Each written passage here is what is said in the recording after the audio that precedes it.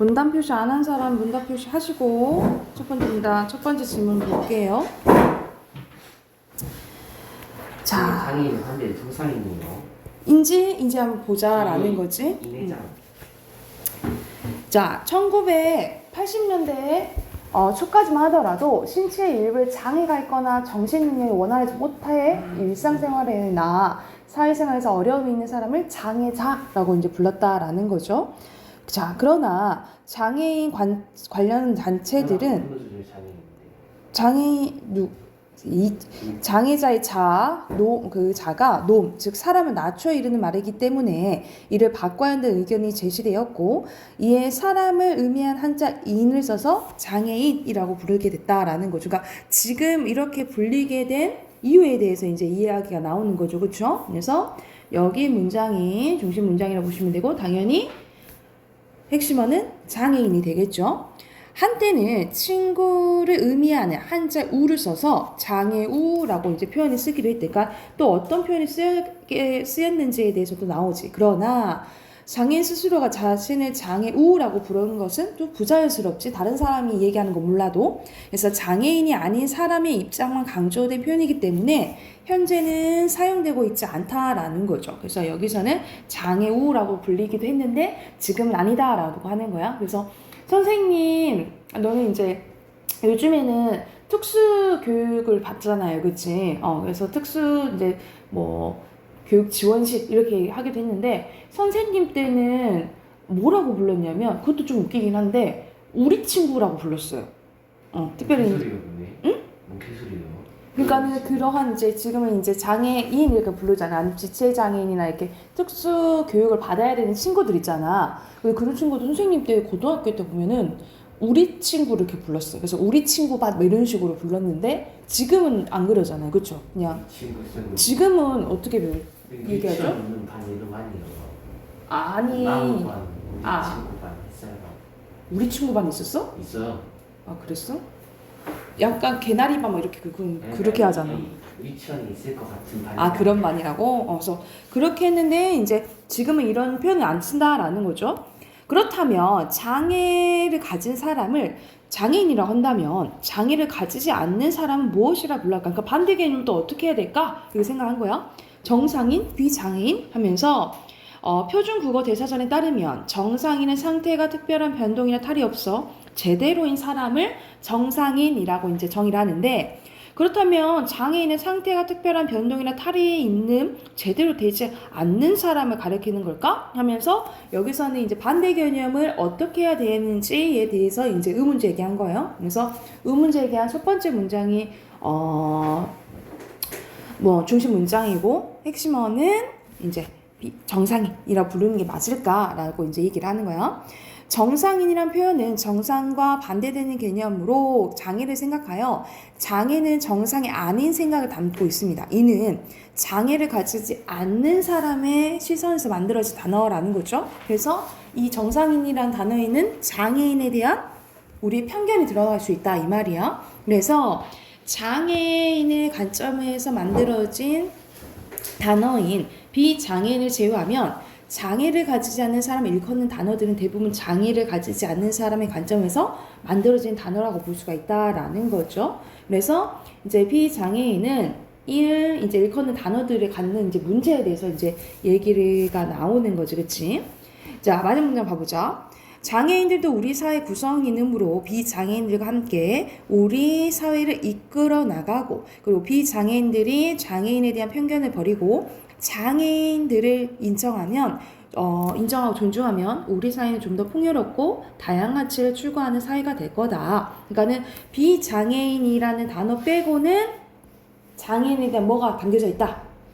편견이 담겨져 있다. 이 말을 하고 싶은 거야. 그러니까는 우리가 정상인 이런 것보다는 뭐가 쓰는 게 낫다 이 말이야? 비장애인 이런 식으로 쓰는 게 낫다 이 말이죠. 그래서 여기서는 하고 싶은 말이 정상인을 어떻게 불러야 될까? 이거에 대한 거잖아. 그래서 핵심 문단은 그 내용이 나온 4문단이 중심 문단이 되겠어요. 그래서 4문단이 중심 문단이고, 여기서는 뭐에 대해서 나오냐면 어떻게 요약할 수 있냐면 비장애인을 부르는 명칭에 담긴 편견에 대해서 얘기했다라고 보시면 돼요. 비장애인을 부르는 명칭에 담긴 편견에 대해서 얘기했고, 주제는 장애인과 비장애인을 부르는 적절한 말에 대해서 얘기를 한 거죠. 이게 주제가 되겠어요. 자, 그러면 1번에 1문단과 2문단에서는 장애인을 부르는 다양한 명칭에 대해서 얘기했죠. 그래서 우리가 장애인을 대할 때는 뭐를 버리고? 편견을 버리고 존중해야 된다. 그래서 정상인을 부르기보다는 비장애인 이렇게 부르는 게 낫다라는 거죠. 그래서 2번에 장애인과 쌤은 22도까지 먹었어요. 거기까지 할 거예요. 비장애인을 부르는 적절한 표현이고, 그리고 여기서는 순서대로 순서 상관없겠죠? 뭐 장애인과 비장애인은 모두 우리 사회 구성원이며 함께 이제 우리 사회를 이끌어 나가고 있다. 이 내용이고, 4번에 알맞지 않은 거 몇 번일까요? 여기서는 4번, 그치? 비장애인은 제외가 돼야겠지, 그치? 그리고 5번에 적절하지 않은 것은 여기서는 4번이죠. 편견 동의하고 있는 거 아니죠, 그죠?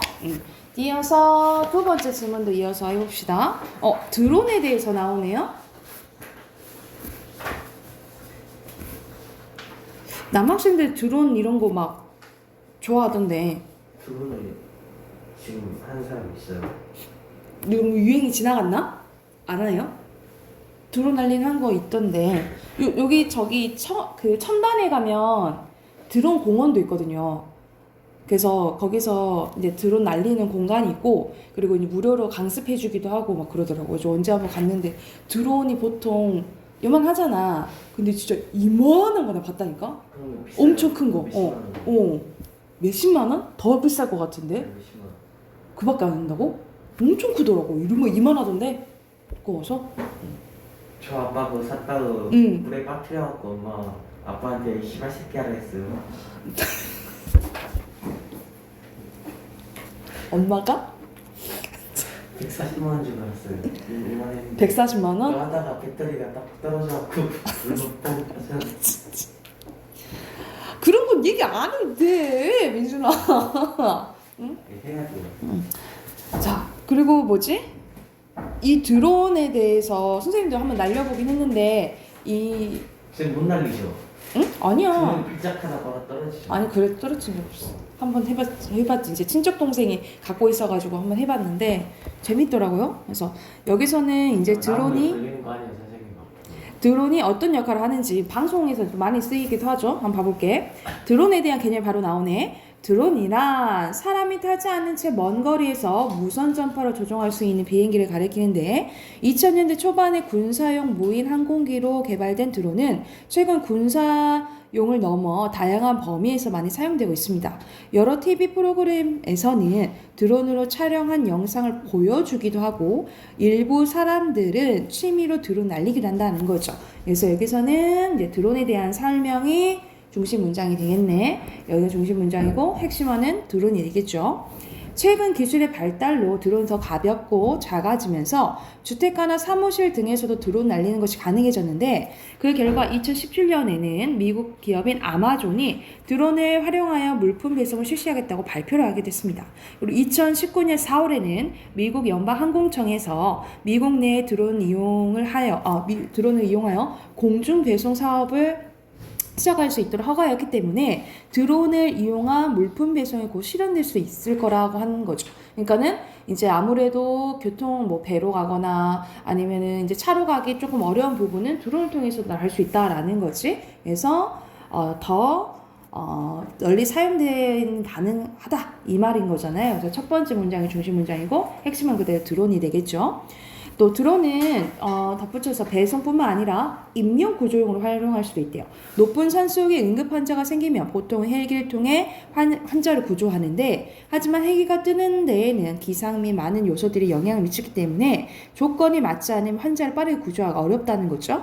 그런데 드론을 활용하면 응급 환자가 신고 전화를 하면 드론이 먼저 날라오고 이 드론 통해서 환자는 응급 처치하는 방법을 안내받을 수 있다라는 거지. 그래서 그 순간에 이제 빠르게 할 수가 있다는 거죠. 그리고 더 발달하면 응급 환자를 드론에 태우고 응급 환자를 병원으로 이송할 수도 있다라는 거야. 그래서 여기서는 인명구조용으로 활용할 수 있다라는 내용이 나오고 더 이어서 또 어떤 기능을 하는지 덧붙여서 나오냐 또라는 게 나오잖아. 그치? 이런 표시를 통해서도 할 수가 있는 거지. 또 산불이 발생하면 드론을 더 유용하게 사용할 수 있는데 산불이 났을 때는 불이 난 정확한 위치를 빨리 파악하는 것이 중요한데 드론을 보내면 그것이 가능해진다라는 거죠.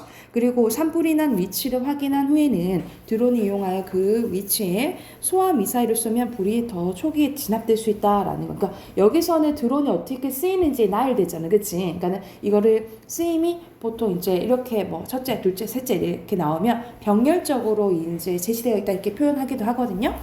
그래서 그 부분 알아두시고 마지막 보자. 그런데 하지만 나오잖아. 그러면 상반된 내용 나오겠지, 그렇지? 꼭 유용한 것은 아니래. 가장 큰 문제는 고성능 카메라나 통신 장비 등이 장착된 이 드론을 이용하면 타인의 사생활을 침해하거나 범죄에 악용할 수 있다라는 단점이 있다 이 말이야.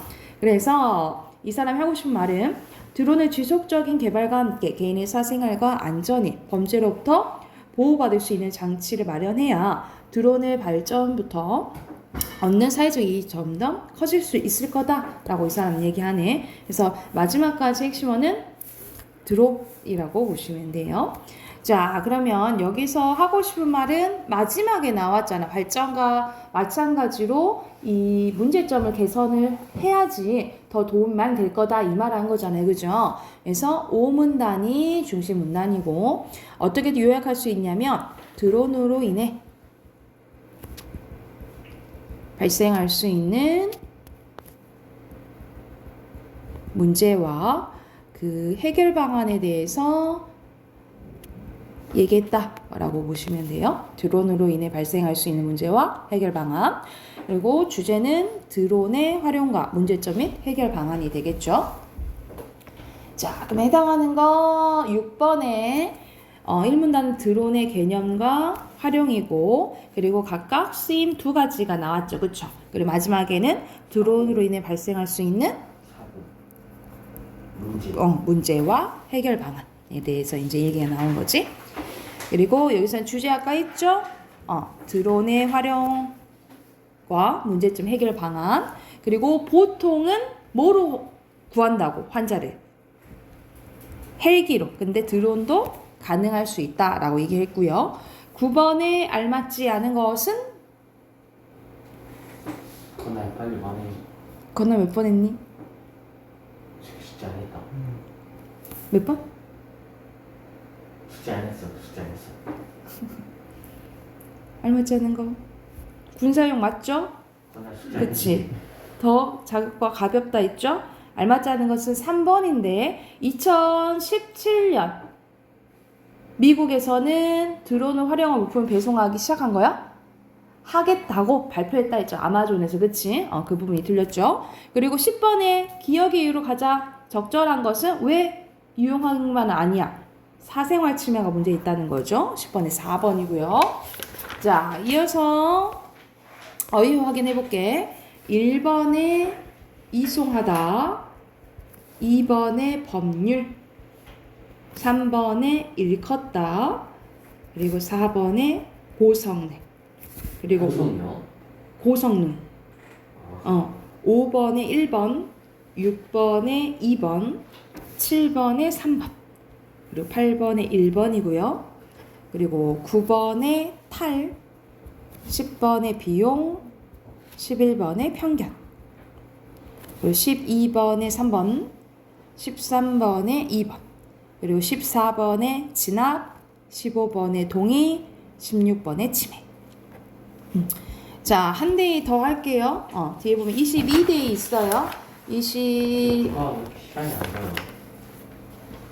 저 쓸데없는 소리 한다. 146쪽, 146쪽까지 풀게요. 146쪽까지 풀고, 이거는 아마 선생님이 내일 끝낼 거야. 내일 그러면 문학이랑 비문학 이제 마무리 되잖아요. 그래서 시험 기간 끝나고 이제 새 교재로 들어갈게요. 아셨죠? 시험 기간이 뭐예요? 아니 왜 표?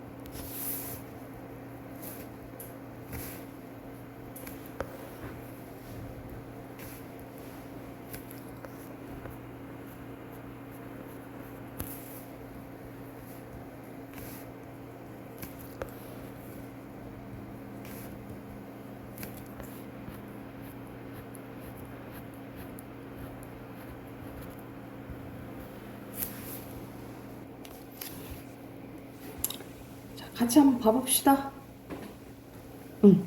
자, 여기서는 노는 게 잘못인가요? 이렇게 제목이 나왔는데 노는 것에 대해서 이제 나와요.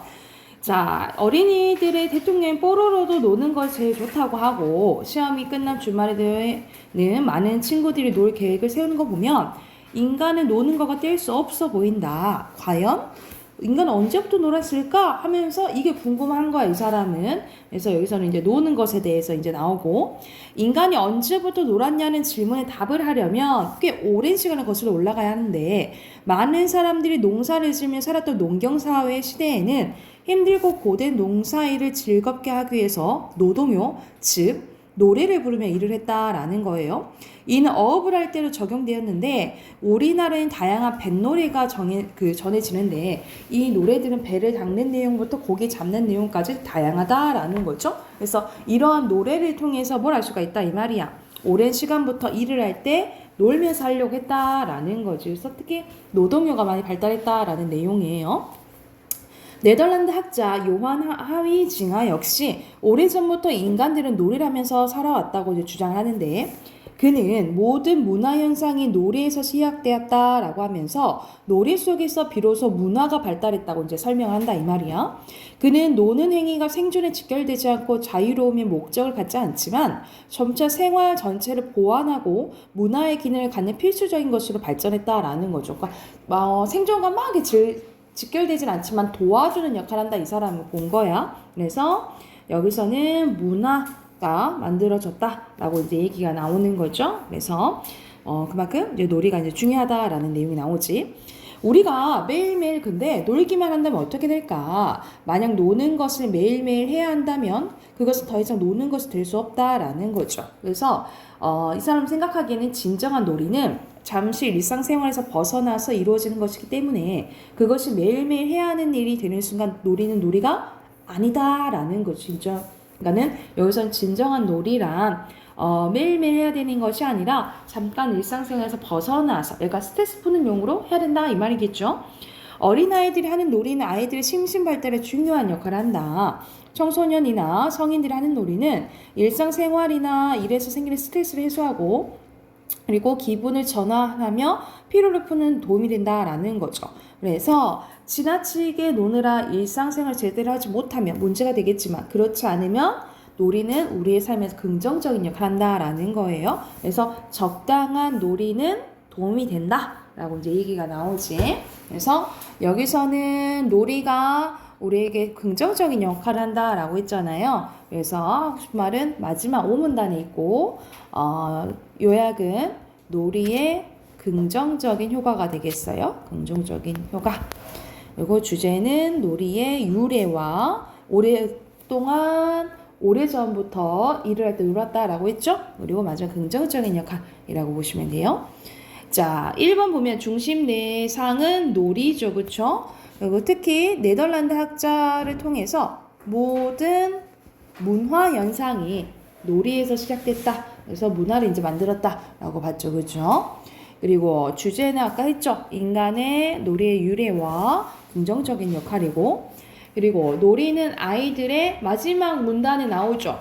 심신발달 그리고 청소년이나 성인들의 스트레스 해소에 도움이 된다 했죠. 그렇죠?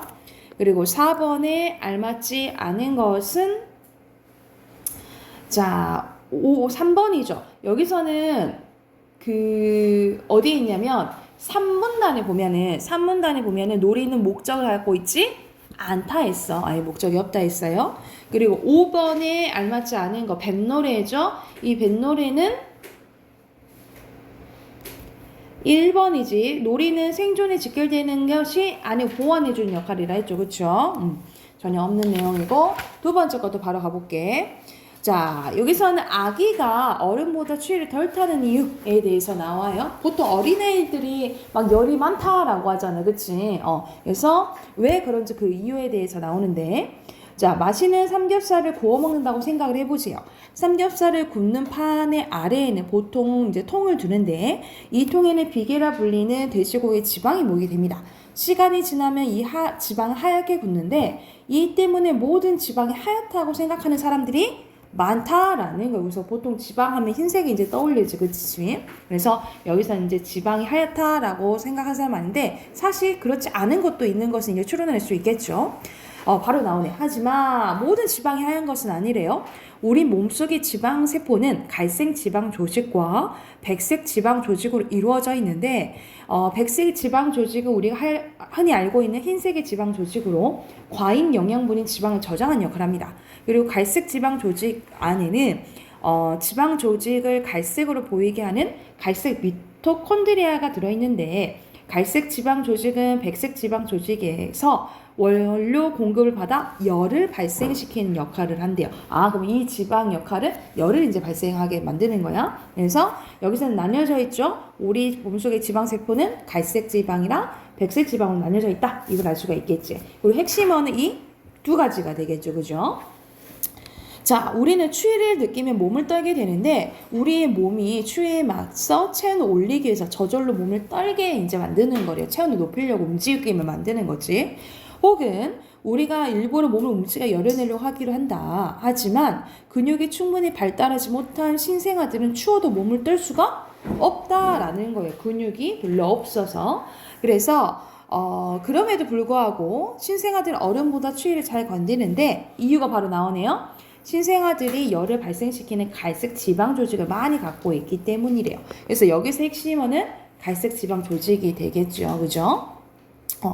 자, 그래서 연구 결과에 따르면 성인은 전체 몸의 지방 중 갈색 지방 조직이 0.1%도 안 된대요.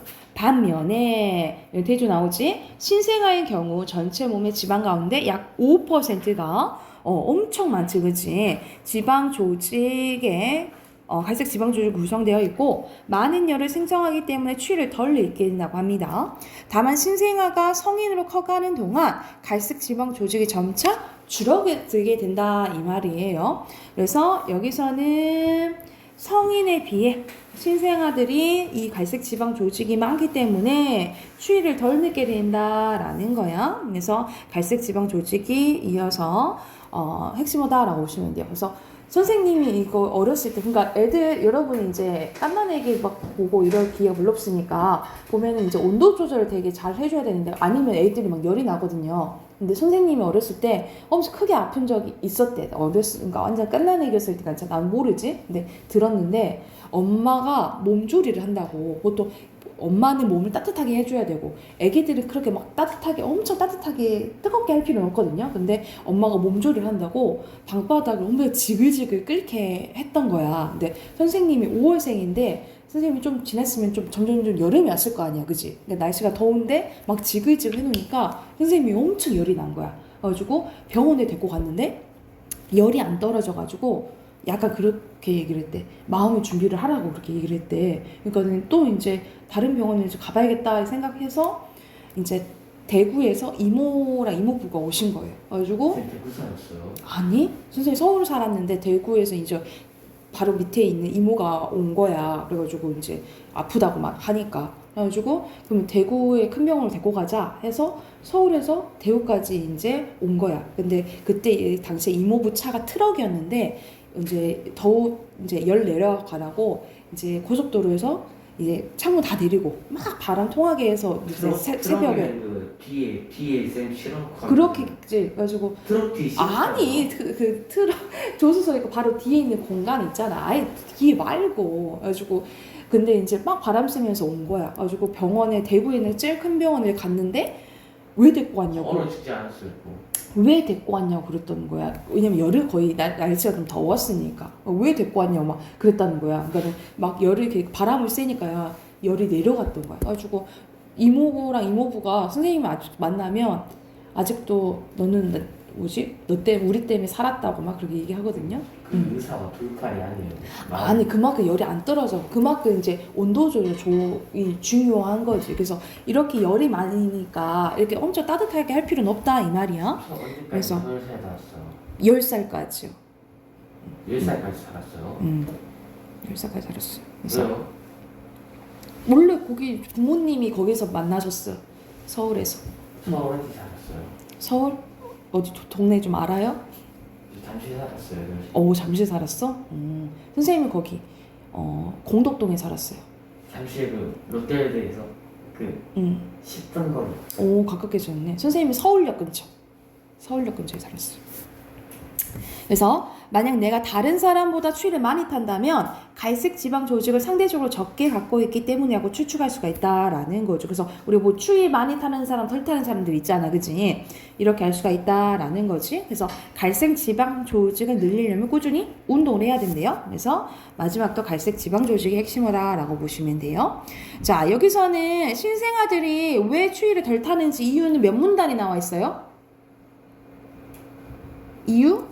3문단이 나와 있잖아. 그래서 중심 문단은 3문단이 되어 있어요. 3문단이고 여기서는 어른에 비해 신생아들이 추위를 잘 견디는 이유에 대해서 나온 거죠. 그 이유는 뭐 때문이라는 거야? 갈색 지방 조직이 더 많다라는 거죠. 그래서 여기선 주제는 신생아 어른에 비해 추위를 덜 느끼는 이유라고 보시면 되고요. 자, 밑에 정리된 거 봐보자. 이 문단에서는 백색 지방 조직과 갈색 지방 조직이 있다라는 거고 어른에 비해 신생아가 추위를 잘 견디는 이유에 대해서 이제 나왔고요. 그리고 추위를 덜 타려면 갈색 지방 조직을 늘려야 된다라는 내용이 마지막에 나오죠. 자, 7번 가볼게. 주제는 신생아가 어른에 비해 추위를 덜 느끼는 이유고요. 그 이유는 갈색 지방 조직 때문인데 그 이 안에는 뭐가 있다 했어? 갈색. 이거 그렇지. 미토콘드리아고요. 9번에 언급된 내용이 아닌 거네. 4번. 오케이. 4번이죠. 그리고 10번에 알맞지 3번. 않는 거? 3번. 3번? 아니 이거 맞는데? 떨 수 없다 했잖아요. 근육이 없어서. 그치? 여기서는 5번이겠죠. 친구보다 내가 추위를 더 많이 타면 갈색 지방 조직을 덜 가지고 있는 거겠지? 더 가지고 있는 게 아니라. 자, 그리고 어휘 봐볼게요. 1번에 진짜 어휘 안 풀었어요. 어휘가 없어요. 생성하다. 어휘 어디 있어요? 거기 옆에 있잖아. 또 밥을 보이면서 생성하다. 2번 이상한 문 연기라고 있어. 2번에 생성하다요. 생성하다. 네. 3번에 3번에 고대다. 4번에 상대적이에요. 잠깐만요. 그리고 5번에 1번, 6번에 2번, 7번에 3번이에요. 그리고 8번에 신생아, 9번에 과잉, 10번에 원료, 그리고 11번에 1번, 12번에 2번, 그리고 13번에 전환이고요. 14번에 한계, 15번에 공급. 자, 문법 꺼내보게요. 문법 좀 하지 마요. 얘들 너무 지금. 아니요. 뭔 상관이야. 이거 하면 되지. 진도도 같이 나가야죠. 같이 나가면 돼. 안 되죠. 애들 수업 보여줄 거야. 152쪽 펴세요. 152쪽 숙제였는데 내일 시험 볼 그 범위죠. 안 했다. 자, 152쪽 확인할게요. 제가 안 해버렸어요. 너 입 좀 다물어. 네? 입 좀 다물어. 치라고요? 왜요? 자, 봐. 별말 안 했는데. 자, 152쪽. 오늘 이거 했지? 자, 봐볼게요. 지금 했어요. 자, 근데 지금 1번에 하나밖에 안 했어요.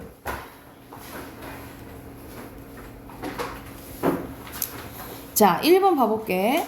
여기서는 잘 봐. 내일 시험 보잖아. 네, 복습하게. 그냥 자. 이게 좀 놓치더라고. 주어와 서술어는 생략 필수적이긴 하지만 생략도 가능해요. 그래서 뭐 예를 들어서 가자 이렇게 얘기할 수도 있다라는 거지. 가자 하면 서술어만 나온 거잖아, 그치? 이런 식으로 주어와 서술어는 필수적이긴 하지만 생략도 가능하다라는 거야. 그리고 2번엔 주성분에는 주어, 목적어, 부사어 아니죠. 부사 아니고 보어지. 보어 서술어죠. X. 그리고 주어는 문장에서 근데 누가 시험을 높은 부가면 안 돼요. 무엇이 해당하는 부분으로 동작이나 상태, 성질의 주체 나타내는 거 맞죠? 주어. 그리고 서술어는 주어나 동작 또는 상태의 성질을 풀이하는 거 맞죠? 맞다라고 보시면 되고. 자, 주어부와 서술부 나누면 되는 거야. 그러면 주어까지 끊으면 되겠죠? 빨간 반. 그렇지. 6번에 이렇게, 7번에 이렇게, 8번에 이렇게. 확인하시면 되겠죠? 됐나요? 그리고 문장 성분 쓰래요. 그는 꼭 꾸며주니까 뭐야?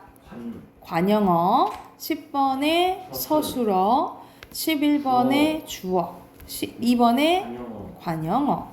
주어. 그리고 13번에 을이잖아요. 목적어. 목적어. 자, 그리고 흔든다 서술어. 어머 독립어. 영희도 영희가 되지. 그러면 주어인 거지. 그리고 너를 목적어. 빨리 부사어. 어린애가 아니다 앞에 왔지? 보어줘. 그런 관형어. 헷갈리네. 참. 선생님 좀 기다려봐야 되거든요. 귀찮다니까요. 손 하나 우리. 우선 이거 하고 이어서 하고 다시 해. 왜 넘겨요? 다시 해. 이따가 다시 해. 끝나고 다시 해. 자, 이거 어디까지예요? 55쪽. 154쪽. 154쪽. 154쪽까지요? 아니요. 159쪽. 159쪽까지요. 지금 숙제 4장 내준 거예요, 그럼? 네. 이해 안 하시네요. 자, 너는 이따가 나만 너 선생님이랑 이야기 좀 하고 가. 너. 조용히 해 너. 1번에 문장에서 서술어의 동작이나 대상이 되는 거 을을 목적어 맞죠? 그리고 보어는 반드시 특정 서술어 앞에서 나타나는 거 맞나요? 맞죠? 그 서술어가 뭐야? 되다? 아니다지. 그치? 그리고 3번에 일반적으로 관형어를 생각하면 문장의 기본 의미를 전달하는 지장이 있습니까? 없죠. 왜냐면 이건 부속 성분이잖아. 아니지. 그리고 부사어는 품사인 부사어 그대로 부사가 되거나 체언의 부사를 만드는 조사는 뭐 이런 거 되겠죠. 가능하지. 그리고 독립어는 다른 성분과 직접적인 관계를 맺지 않는 거죠. 그래서 생략 가능해요. 오해요. 자, 그리고 이것도 문장 성분이네. 되겠다 앞에 왔잖아. 그치? 그러면 보어줘. 그리고 밥만 먹었다. 밥을 먹었다 되지? 그럼 목적어지. 그리고 여보세요는 독립어. 빠르게는 가는구나 꾸며주죠. 그러니까 부사어죠. 그리고 너가, 너는 이잖아. 주어지. 자, 그리고 꾸며주는 말을 쓰는 거예요. 꾸며줘. 좋아하는은 운동 꾸며주고, 정말은 잘 꾸며주고, 심하는 장난꾸러기 꾸며주고, 설마는 문장 전체, 비가 오겠어를 꾸며준다라고 보시면 돼요. 자, 됐으면 옆에 와볼게. 주성분에는 동그라미, 부속성분에는 세모, 독립성분 네모 칠해. 자, 보면 할머니께서 주성분, 즐겁게 부소, 주성분이죠. 그리고 나영이가 주성분, 그리고 부속성분, 부사하니까. 그리고 주성분, 부속성분, 주성분. 어머나 독립성분이죠. 올챙이가 주성분, 그리고 부속성분, 개구리가 주성분 되었구나, 주성분. 거미는 주성분, 곤충이 주성분, 절대 부속성분, 아니다 주성분. 작은 부속성분, 강아지들이 주성분, 벌써 부속성분, 눈을 주성분, 떴다 주성분, 독립성분, 곧 부속성분, 갈게요 주성분. 여기 잠깐만요. 네.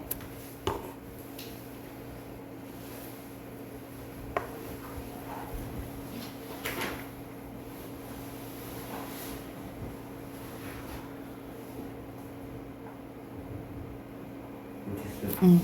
자, 넘겨서 여기서 1번에 자, 문장 주어와 목적어의 개수에 따라 나누는 거야.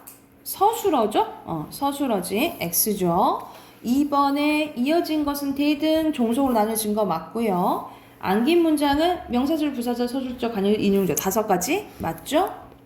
자, 혼문장, 겹문장 구별하는 거예요. 그럼 주어, 서술어. 여러분 좀 귀찮다고 생각하지 말고 주어, 서술어 항상 표시하세요. 주어, 서술어. 혼문장이지, 그치? 그리고 주어, 서술어, 주어, 서술어야. 겹문장.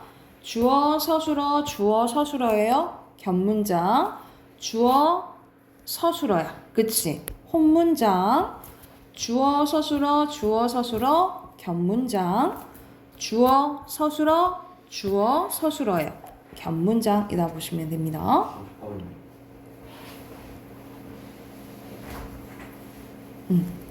그러니까는 여기서 앞에까지 문장 성분 상관은 없지만 이제 문장의 구조 나오면은 이제 문제 풀 때 헷갈리는 경우가 많거든요. 그러니까는 안다고 생각하더라도 주어, 서술어 표시하세요. 아셨죠? 그리고 이것도 대등이냐 종속이냐야. 이거는 만약 대등이나 종속은 이건 이어진 문장인 게 나왔으니까 연결어미를 봐야겠죠? 연결어미 잘 구별해야 돼. 봐보자. 뭐뭐 했지만이잖아. 상반된 거잖아. 그쵸? 그러면 대등이지. 대등. 그리고 자려고 목적이잖아요. 그쵸? 종속이죠. 그리고 많고 나열이잖아. 대등이죠. 그리고 뭘뭐 하면 조건이야. 이건 종속이죠. 이런 식으로 연결어미로 힌트를 얻으시면 돼요. 연결어미로. 대등은 나열, 대조, 선택. 그리고 뭐 대등이랑 종속이 뭔지 몰라요. 까먹었어요. 공부하세요. 다시 복습하세요. 뭘 그걸 자랑스럽게 얘기를 해.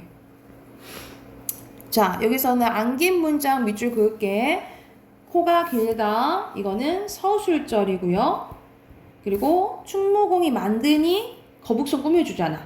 관형절이죠. 그리고 오늘이 그날이다. 인용절이죠. 공기가 잘 통하게가 서술어 꾸며주니까 부사절. 눈치가 없음. 명사절. 기 들어가면 명사절이라고. 소리도 없이 서술어 꾸며주죠. 그러면 부사절. 마음이 아팠다. 서술절. 그 일을 했음. 내가 그 일을 했음. 내가 그 일을 했음까지예요. 내가 그 일을 했음. 이것도 기 들어간 명사절이라고. 그리고 아빠가 사주시니 연필 꾸며주죠. 관형절이죠.